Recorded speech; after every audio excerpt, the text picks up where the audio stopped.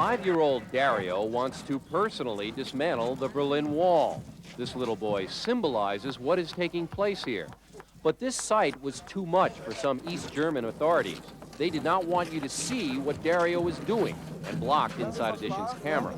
But no one could block the emotion of this weekend. At Checkpoint Charlie, American soldiers let thousands of East Germans take their first steps into the freedom zone. Tears flowed everywhere. So did champagne. Hello? We have been waiting for this moment for 28 years. Yes. Also. From the checkpoints, many East Germans went directly to the banks, where the West German government gave each of them 100 marks, about $55. The demand was so high that some banks ran out of money.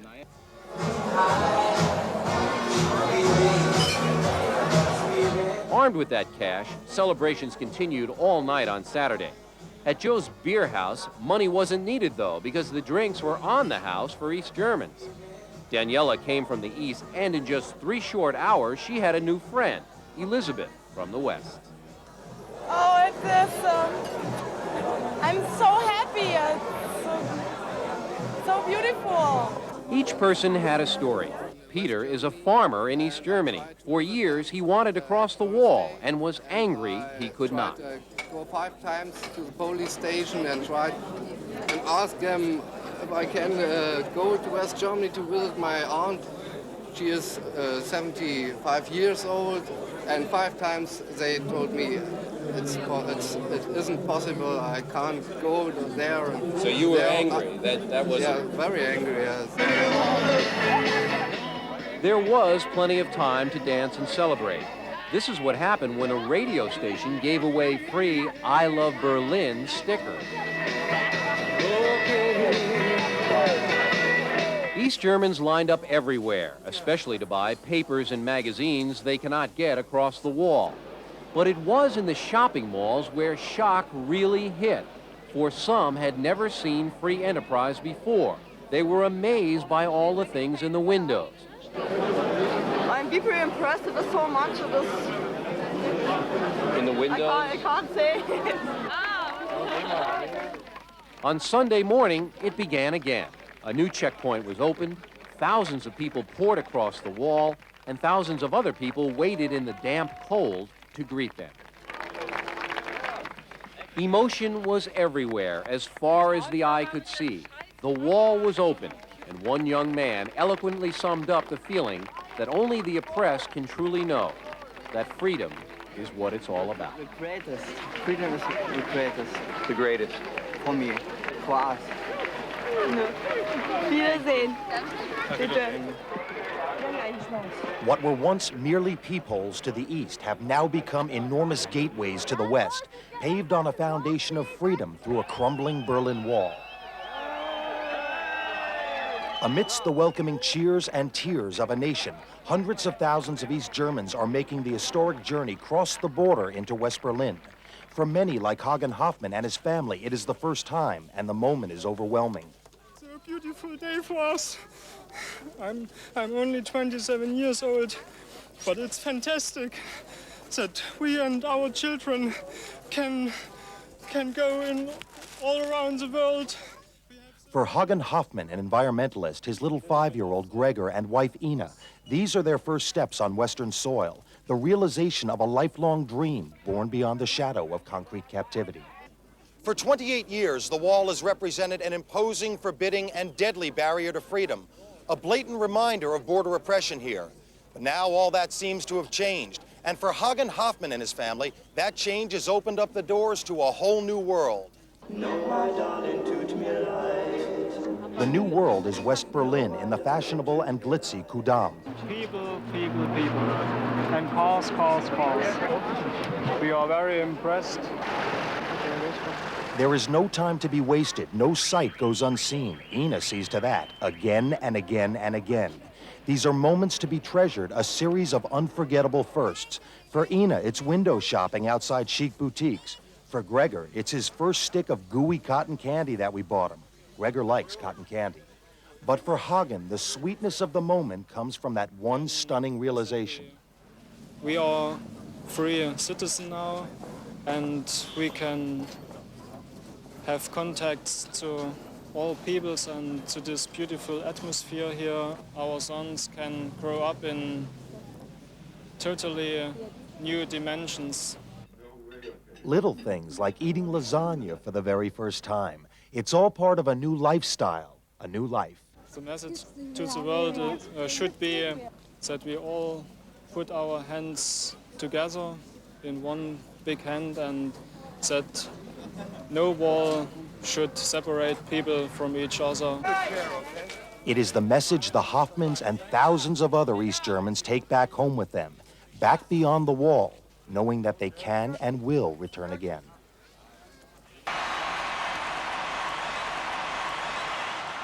It was a defining moment for South Africa and for Nelson Mandela, a rugby game in 1995 that united the nation. The incredible story was brought to the big screen by actors Morgan Freeman and Matt Damon in the critically acclaimed movie Invictus. Here is the real story. This is how Hollywood portrayed one of the greatest moments in Nelson Mandela's extraordinary life. I want to thank you for what you have done for our country. No, Mr. President. Thank you for what you have done for our country. The 2009 Clint Eastwood movie is Invictus, starring Morgan Freeman as Mandela and Matt Damon as the captain of South Africa's rugby team that unified a nation. Brothers, sisters, this is the time to build our nation. All of the whites are cheering for South Africa. All of the blacks are cheering for England. How long before the World Cup? Don't get your hopes up. We're a damn disgrace. I've been invited to tea. With who? The President. Tell me, Francois, how do we inspire ourselves to greatness when nothing less will do? How do we inspire everyone around us? It was a great moment of national unity, of national togetherness, which Mandela just quite magically brought about. John Carlin wrote the book the movie Invictus is based on. He interviewed Mandela 3 times about the momentous rugby game when South Africa won the World Cup in 1995. South Africa was divided between blacks and whites, and Mandela had been the democratically elected president for just a year. He was just quite brilliant in using the emotions of sport to reach people's hearts. Mandela decided to unite his country through rugby, a sport beloved by whites and despised by blacks who considered the team a symbol of arrogant white rule. When Mandela walked onto the field at the World Cup final to support the mostly white team, the entire nation went wild. And when the South African team upset heavily favored New Zealand, both whites and blacks were bonded together. Here is the actual moment when Mandela congratulated the South African captain. And here is what it looked like in the movie. And you talk to any South African today and they will remember exactly where they were when that game took place. And because it was much, much more than a game. Morgan Freeman was handpicked by Mandela to play him in Invictus and released a statement calling him a hero to all who treasure liberty, freedom, and the dignity of mankind. And the moment he united a nation will never be forgotten.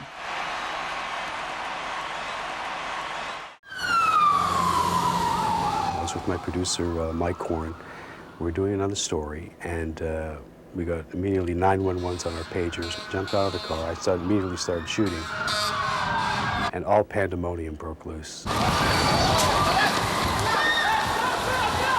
In the confusion of the second tower coming down, Mike ran one way and I ran another way.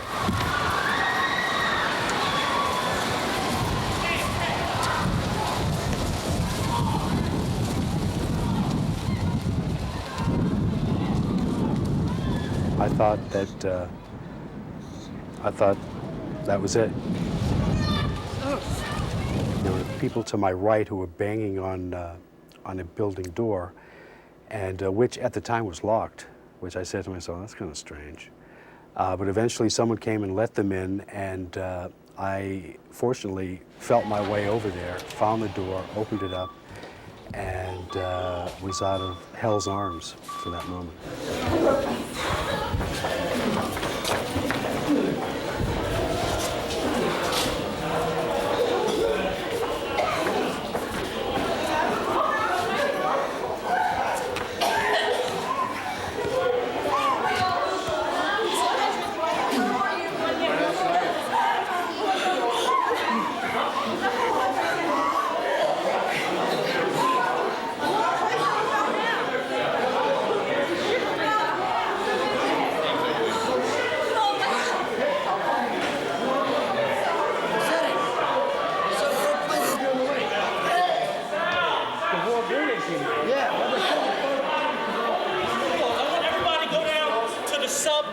sub-basement. Get everyone to the sub-basement. Everybody, let's go. We're here. Let's go.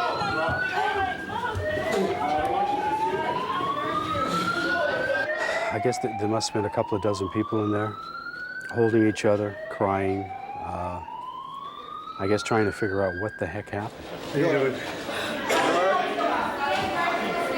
Close that, close that. Keep your eye closed. Who needs a doctor? Who needs a doctor?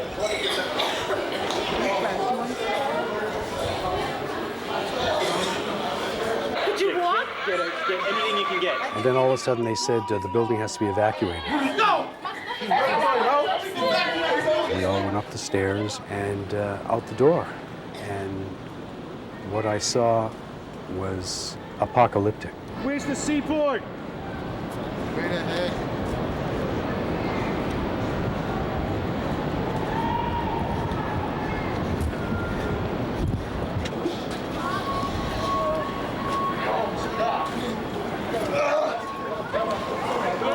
Nice and slow. Nice and slow. I had two very special tapes with me. I said, well, let's start walking back to the studio so they can put the show on the air. It is pretty scary while it's happening, but I have a camera and I have a job to do, and I do it to the best of my ability. You okay? Yeah.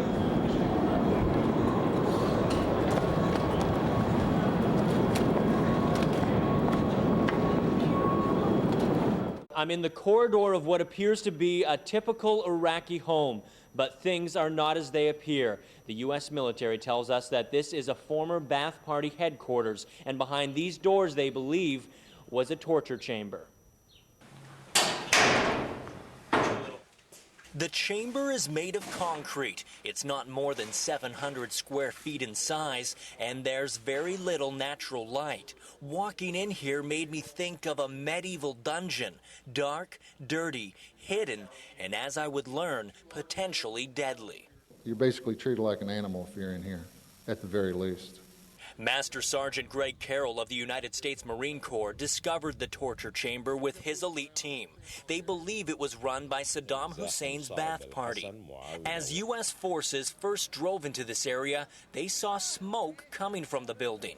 Whoever owned this building or operated out of it at the time that the Marines were coming through Nasiriyah set fire to this to cover up or hide or destroy something. Folders filled with passports and other documents fueled the flames, but there's evidence whoever set the fire was trying to hide much more. We were shown 3 tiny holding cells, only 4 feet by 4 feet wide, solid steel doors built to lock away whoever was unfortunate enough to be put inside. But the most disturbing part of our tour came when we were shown this, a car battery with wires attached. The U.S. military says the battery may have been used as a weapon of torture, a horrific device that could cause extreme pain or death during barbaric interrogations. Electric shock, something along those lines, but that's the only cell that we found anything like that in. It's difficult to imagine exactly what may have happened in here, but anyone who would have been destined for the torture chamber is surely grateful it has now been destroyed. And joining us now from Baghdad is reporter Paul Boyd. Paul, give us an update, please, on the security situation there. Well, Deborah, security is improving every day. Day by day, the U.S. military continues to work with local Iraqi forces and also the emerging Iraqi military that they're trying to train and make sure that things are as safe as possible. On a personal level, you know, just when I start to feel comfortable, I hear another explosion. That said, as you can see, I'm not wearing a flak jacket. I generally feel safe, and I think most people are continuing to feel a little bit better about the security situation here. I know when you were out and about, you ran across a demonstration today in Baghdad. What were the people protesting for? The people there were protesting their fear that America is moving into occupy Iraq. A lot of angry people, a lot of loud voices, but definitely nothing violent, and overall, they still appreciate what America's doing. And is day-to-day business life starting to come back to some sort of normalcy? Slowly but surely we're seeing things are getting back to normal in some of the surrounding areas within Baghdad, but right here in the city it's still very, very quiet. There are rumors that the main market downtown here will get up and running tomorrow, but it's a slow process, as you can appreciate. And what about any rumors on the search for Saddam Hussein? The rumors continue to swirl, but we do know that the Pentagon is putting out a cash reward, upwards of $200,000 for information leading to someone within the higher regime, and they're also hoping that people will come forward with information on weapons of mass destruction. This is a new initiative being announced today out of the Pentagon. We'll see if it turns up any leads, Deborah. This is how it looked underground in a London subway train moments after one of the bombs exploded. This chaotic, terrifying scene was captured by a cell phone video camera. You can see the windows blown out on either side as people struggle to escape the stricken train. No, in the interest of national security, I can't say anything at all. Ladies and gents, we need to clear now Russell Square. Please, for your safety, please start moving down. And this is how some Londoners above ground learned their city was under attack, as police urgently evacuated whole neighborhoods. As bombs exploded across London's subway system, there were scenes reminiscent of New York on 9/11. There was that same look of stunned disbelief, the same dazed stare of the survivors, and the same grit and courage in the face of terror. I heard a very loud bang, the lights went out and the carriage filled with smoke, and people were thrown forward. I don't know what happened. You probably know more than me. It was just, I don't know, but there's some seriously injured people there. It's not good. And with London brought to a standstill, scenes of thousands walking were also a reminder of similar scenes on 9/11. This was a London double-decker bus carrying commuters. A bomb tore off its roof and sides. The other bomb blasts were underground in subway tunnels and stations. The scenes of terror and chaos were all in stunning contrast with these scenes of celebration just 24 hours earlier. Reading the news, London had been chosen to host the 2012 Olympics. In times of crisis, the British rely on tea, and these Britons poured tea for police and passers-by. Americans woke up to urgent news flashes carrying grim images like this as the toll of dead and wounded continued to rise. U.S. networks stayed with the drama as it unfolded for much of the morning. It's hard to know that there are more people that have to walk in our shoes. Among those watching the drama unfold on TV was Lori Van Orken, whose husband was killed on 9/11. You dream about it, you have nightmares about it, you wake up screaming about it, and here those people were doing what we've had these nightmares about for the last 4 years. In Scotland, where the leaders of the world's richest nations are attending the G8 summit, a shaken Prime Minister Tony Blair had a defiant message for the terrorists. The terrorists will not succeed. Today's bombings will not weaken in any way our resolve to uphold the most deeply held principles of our societies. And the president expressed his outrage over this day of infamy. The war on terror goes on.